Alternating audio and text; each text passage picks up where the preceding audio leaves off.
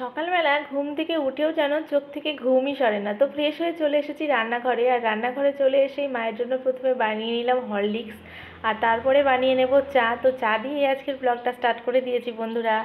তো তোমরা সবাই কেমন আছো? আশা করছি অনেক ভালো আছো, আমিও অনেক ভালো আছি। ঋদ্ধি ইসলাম চ্যানেলে তোমাদের সকলকে জানাই অনেক অনেক ভালোবাসা ও অভিনন্দন।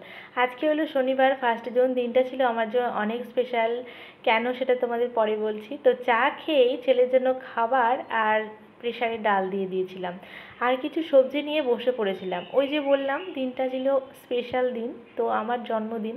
তো মাকে অনেক বারণ করেছিলাম যে এত গরমের মধ্যে না রান্নাবান্নার এত চাপ নিও না। তো মা তো কোনো কথাই শুনলো না, বললো অল্প অল্প করে সবটাই করে দেবো। কিন্তু একা হাতে সবটা করবে সেটাই আমার খুব খারাপ লাগছিল। তো যতটা যা পারছিলাম একটু কাজ বাজ করে দেওয়ার চেষ্টা করছিলাম, কিন্তু আমার ছেলে তো খুব দুরন্ত, সেই জন্য ইচ্ছা থাকলেও উপায় হয়ে ওঠে না।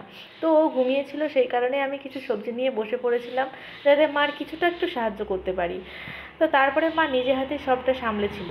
আর আমার জন্য কেউ কষ্ট করবে সেটা না আমি মন থেকে মেনে নিতে পারি না। আমি হেল্প করলে সেটা ঠিক আছে, আর আমি হেল্প করতে পারবো না অথচ সেই মানুষটা আমার জন্য এতটা কষ্ট করবে, সেটা না আমার খুব খারাপ লাগে। তো যাই হোক, মা একা হাতেই সমস্তটা সামলেছিল। তারপরে দেখো ছেলেকে খাইয়ে স্নান করিয়ে দিয়ে আমি নিজে স্নান করে চলে এসেছি। আর আমার সামনে যে কত খাবার দাবার সাজিয়েছিল তোমাদের কি বলবো, মানে তোমরা সবটাই দেখতে পারবে, আমি তোমাদের দেখিয়ে দেব।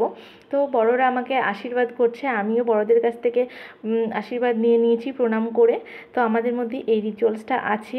তো তোমাদের কাদের কাদের মধ্যে এইরকমটা হয় আমাকে কমেন্ট করে জানিও। আর কাউকেই কীরকম মানে সেরকম ইনভাইট করা হয়েছিল না, শুধু আমার মাকে খুব জোর করা হয়েছিল। প্রত্যেক বছরই জোর করা হয়, মা আসে না, কিন্তু এবছর মাকে আসতেই হয়েছে।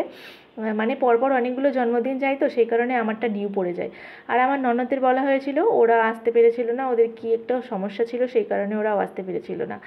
তো যাই হোক, তো এই দেখো এটা আমার শ্বশুরমশাই, আর তার আগে শাশুড়ি মা আশীর্বাদ করলো, এটা শ্বশুরমশাই, তারপরে মা আসবে। এই যে মা, এটা হচ্ছে আমার মা। আর আমার মা এসেছিল 10টা সাড়ে 10টার দিকে এসেছিল সকাল। আর বিয়ের পর জন্মদিন এরকমভাবে হলে না আমার কেমন একটা লজ্জা লজ্জা লাগে।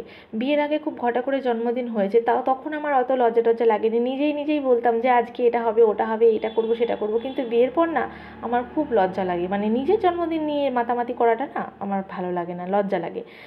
আমার মনে হয় আমি সবার জন্মদিন নিয়ে খুব মাতামাতি করব, হইচই করব, আনন্দ করব, সেটাতে আমি বেশি আনন্দ পাই।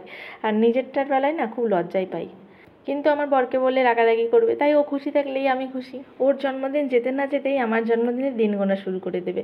তো এবার চলো তোমাদের দেখিয়ে দিই যে আমার আজকের বার্থডে মেনু কী কী ছিল। আর দিনটা যেহেতু শনিবার ছিল, তাই পুরো আয়োজনটাই করা হয়েছিল নিরামিষ। তো মেনুতে ছিল সাদা ভাত, ফ্রাইড রাইস, শাক, 5 রকমের সবজি দিয়ে একটা তরকারি, 5 রকমের ভাজা, লেবু, পনিরের তরকারি, আলু ফুলকপির তরকারি, হাঁপিয়ে যাচ্ছি বলতে গিয়ে, ডাল, চাটনি, পায়েস, দই, মিষ্টি।